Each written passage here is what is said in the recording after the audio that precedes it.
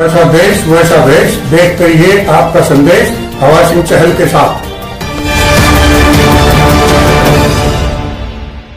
Hello दोस्तों, नमस्कार। मैं हवा सिंह चहल, संपादक आपका संदेश।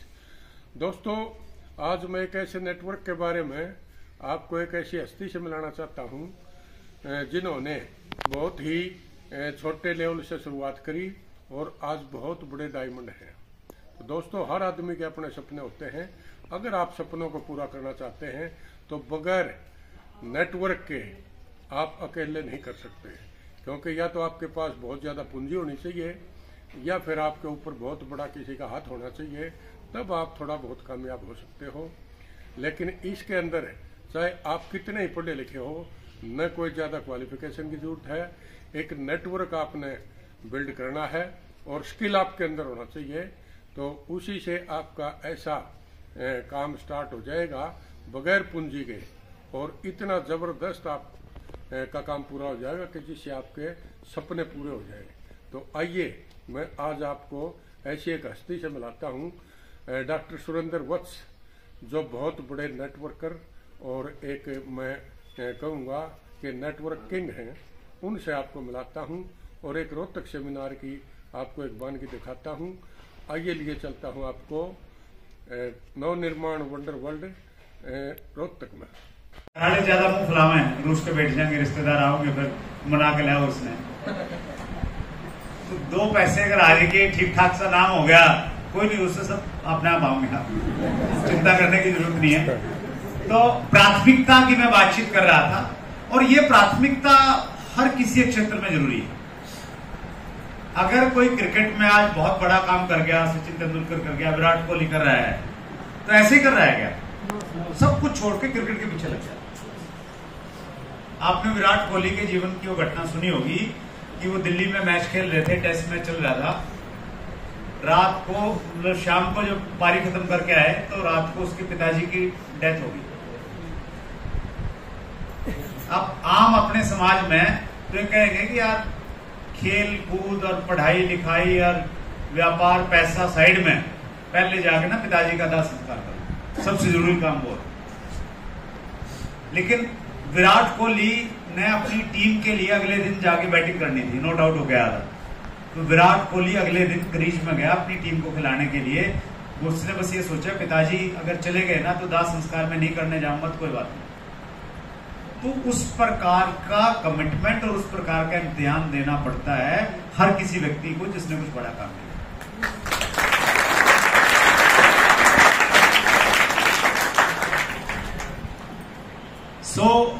प्राथमिकता के साथ में बिजनेस को करो। दो तीन चीजें मैं कहना चाहता हूं। डायमंड कितने लोग बनना चाहते हैं?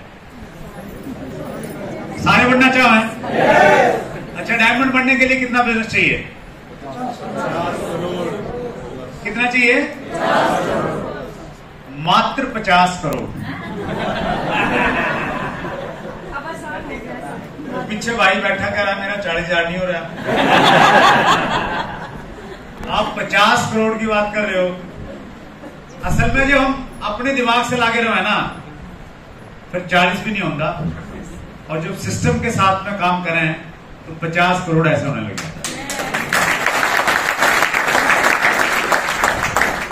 तो सिस्टम के साथ में काम करना पड़ेगा अगर हम डायमंड जाना चाहते हैं, राइट? yes. देखिए, अगर आपको डायमंड जाना है तो थोड़ा सा हमें अपने आप पे काम करना पड़ेगा। किस पे करना पड़ेगा? हरियाणा में जितनी मेहनत हम करते हैं ना, उतनी शायद ही कोई दूसरे बाहर के लोग करते होंगे, क्योंकि हरियाणा खेती प्रधान राज्य है और सबसे ज्यादा मेहनत किसान करता है। यस और नो? तो मेहनत करने में हमारा कोई मुकाबला नहीं है। लेकिन मेहनत करने के बाद भी बहुत सारे साथी हैं जो आरसी में बहुत मेहनत कर रहे हैं, कई साल हो गए लगे हुए, परिणाम वैसे नहीं आ रहे हैं जैसे आने चाहिए, संतोषजनक नहीं है। क्यों नहीं है? क्योंकि हमने अपने ऊपर काम नहीं करना चाहिए। जो कुछ चीजें सीखनी चाहिए थी ना, वो नहीं सीखी। अंग्रेजी में उसको बोलते हैं स्किल्स। स्किल्स होता है, हिंदी में बोलेंगे उसको कुशलता, और हरियाणवी में क्या बोलेंगे? नए नए वर्ड निकालना कि हरियाणवी क्या है जी? कविता जी बताओ। काम का मायर। हाँ, उस्ताद भी सही है, उस्ताद भी सही है। और कुछ बढ़िया लाओ ढूंढ के। स्किल, हाँ स्किल होगी, हुनर मान लो आप। हाँ जी, काम का मास्टर, हुनर हो, हुनर मान लो आप ना उसको देसी भाषा में। इसके हाथ में बड़ा हुनर है, माहिर बोल सकते हैं। हाँ माहिर बोल सकते हैं। तो माहिर हमें कई सारे कामों में बनना पड़ेगा। जैसे हरियाणा वाले चुटकुले सुनाने में बड़े माहिर हैं, तो कई सारे कामों में माहिर बनना पड़ेगा। तो हमारे यहाँ जो 6 बेसिक है ना, 6 काम है, वो 6 स्किल्स एक्चुअली 6 अलग अलग चीजें हैं, और हर चीज में हमें थोड़ा माहिर बनना पड़ेगा। जैसे पहला बेसिक हमारा है use the product and promote the product, कि सामान इस्तेमाल करना है और अपने सामान के बारे में, अपने उत्पादों के बारे में बताना है। तो इसमें स्किल क्या है? इसमें स्किल ये है कि हम किसी के पास में गए और उसने जाते ही बात शुरू कर दी कि यार अगली बार खट्टर आओगा कि नहीं आओगा। तो हमने वो बात खट्टर से निकाल के हमने आरसीएम पे लेके आनी, वो ओनर सी।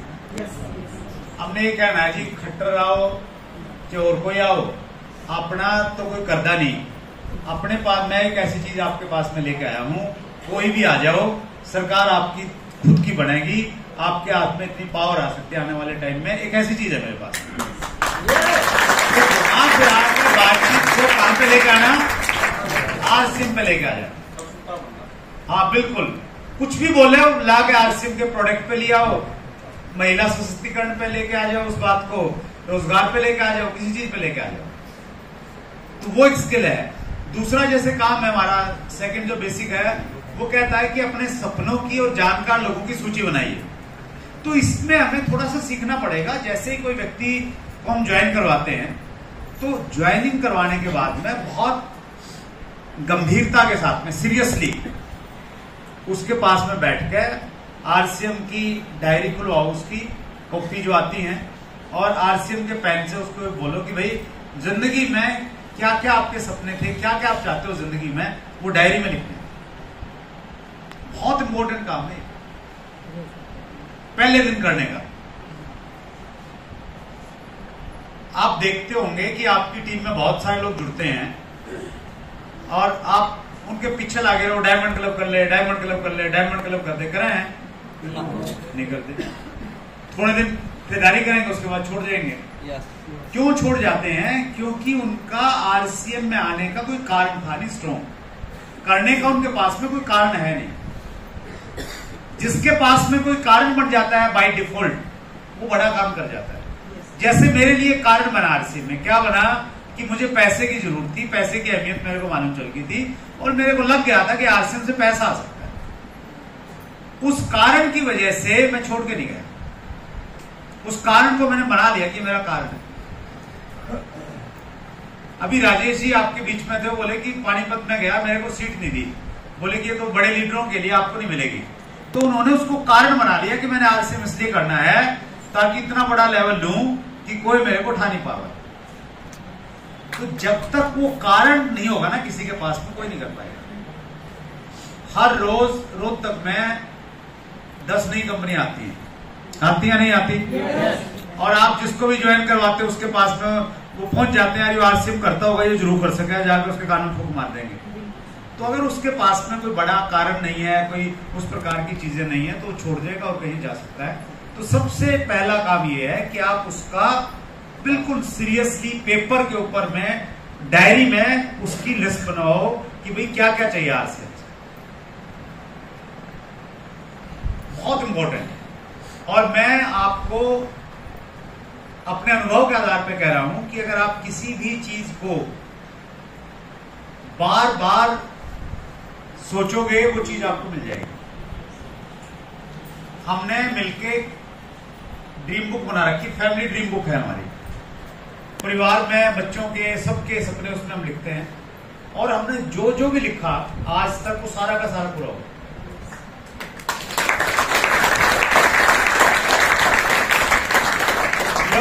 ड्रीम में रहते थे, हमारा किराए का एक ऑफिस सा बना रखा था हमने केबल का। तो सुदेश का एक सपना था कि अपना बढ़िया सा ऑफिस होना चाहिए, जो बढ़िया सा अपना खुद का। तो जब हम ड्रीम बुक बनाने लगे तो मैंने कहा सुदेश आपका सपना कितना कैसा ऑफिस होना चाहिए? तो उन्होंने बोला ऐसा ऐसा होना चाहिए। मेरा एक सपना था, मैंने लिखा कि अपना खुद का एक फार्म हाउस होना चाहिए। तो वो सारे के सारे सपने आरसी बिजनेस ने पूरे किए, क्योंकि वो लिखे थे वहां। तो आप देखिए हर व्यक्ति के सपने थे, समय के साथ साथ वो सपने छोटे हो गए। मानते हैं आप? yes. जब बच्चा स्कूल में पढ़ता है ना, कोई ये नहीं कहता कि मैं चपरासी बनना चाहता हूं, कहता है क्या कोई? no. कोई बोलेगा मैं डीसी बनना चाहूं, कोई बोलेगा मैं हेडमास्टर बनना चाहूं, जो जिसका सर्कल है। कोई ये नहीं कहेगा कि मैं चपरासी बनना चाहूं या मैं झाड़ू लगाना चाहूं। लेकिन जब चीजें बदलती है ना, तो वो जो डीसी बनना चाह रहा है ना, वो ये सोचा सरकारी चाहे चपरासी की मिल जाए वो भी कर लो। तो सपने छोटे हो जाते हैं। दुनिया में सपना एक ऐसी चीज है जो मुर्दे आदमी में भी जान भर देता है।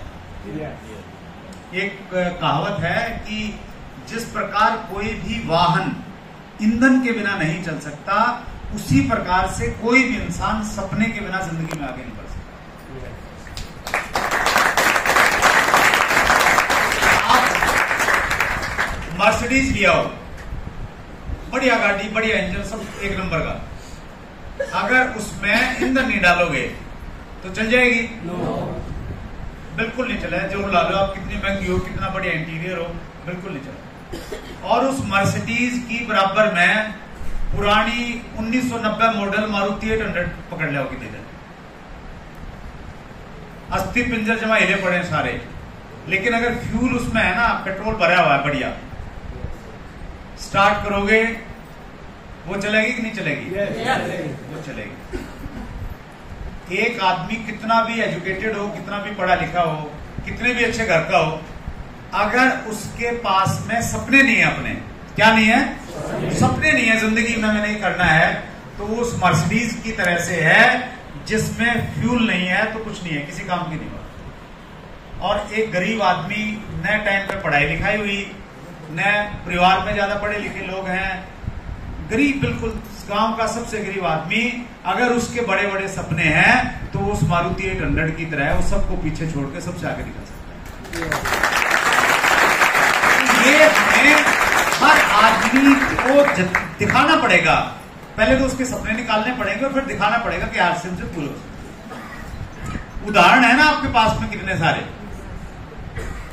बंगाल वाले ने तो दिक्कत आओगी बताने में कि भाई कौन है, आप बोलिए ना कोई जीत का छोरा है, सुरेंद्र बत्सो कमा रहा है, तो भी कमा लेगा, प्रैक्टिस से तो सिखा ले। आपके आसपास में खुद इतने उदाहरण हैं, सारे के सारे हैं या नहीं है? yes. तो उनको एहसास अगर आपने करा दिया कि आपके सपने यहां से पूरे हो सकते हैं, फिर वो डायमंड क्लब भी करेंगे, फिर वो मीटिंग में भी आएंगे, फिर वो लगातार भी काम करेंगे, बशर्ते कि उनको आप यकीन दिला दें। तो इस प्रकार से जो हमारे 6 के 6 बेसिक है ना, ये सारे के सारे थोड़ा सीखने वाले हैं, इनमें निपुणता हासिल करने वाले, माहिर बनना है काम में। मतलब ये काम है लोगों की सपनों की लिस्ट बनाना, ये काम है उसके स्टार्टअप के लिए। प्रोस्पेक्ट, जानकार लोगों की सूची बनाना, 500 लोगों की सूची अगर आप बनवाने लगे, किसी को भी ज्वाइन करवाया, उसकी अगर आपने एक हफ्ते के अंदर 500 लोगों के अगर नाम लिख दिए उसके डायरी में, जिनको वो आने वाले टाइम में सामान दे सकता है, आने वाले टाइम में प्लान बता सकता है, अगर आप ऐसा करवाने लगे, ये एक परंपरा डल गई टीम के अंदर में, तो आपका काम बहुत आसान हो जाएगा। तो इन सारी चीजों के बारे में अगर हम अपनी स्किल्स को अगर हम लोग बढ़ा लेंगे ना, अपनी मेहनती हम लोग नंबर 1, कोई दो राय नहीं। पूरे दुनिया में सबसे भोला आदमी, सबसे भावुक आदमी कहीं का है तो हरियाणा का है। लेकिन उसके साथ में हमने अपनी स्किल्स का और थोड़ा इस्तेमाल करना पड़ेगा। हम थोड़ा देसी आदमी है, पढ़ने लिखने में थोड़ा ज्यादा विश्वास करते नहीं, तो ज्यादा सी गंभीरता से नहीं ले लेते चीजों को। तो थोड़ी उस गंभीरता से अगर हमने अपनी स्किल्स को थोड़ा बढ़ा लिया, तो फिर हमारे लिए काम बहुत आसान हो जाएगा। राइट? एक चीज मैं और कहना चाहता हूं आप सब साथियों से, क्योंकि मैं डायरेक्ट सेलिंग एसोसिएशन के साथ में जुड़ा हुआ हूं, इस इंडस्ट्री के साथ में जुड़ा हुआ हूं, तो उस नाते मेरे पास में आपसे थोड़ी ज्यादा जानकारियां हैं। हमारी जो ये इंडस्ट्री है, डायरेक्ट सेलिंग इंडस्ट्री, इसका हमारे देश में आने वाले समय में सबसे बड़ा भविष्य है, सबसे बड़ा। एक संस्था है, उसको बोलते हैं WFDSA। ऐसा देश वैसा देश, देख करिए आपका संदेश हवा सिंह चहल के साथ।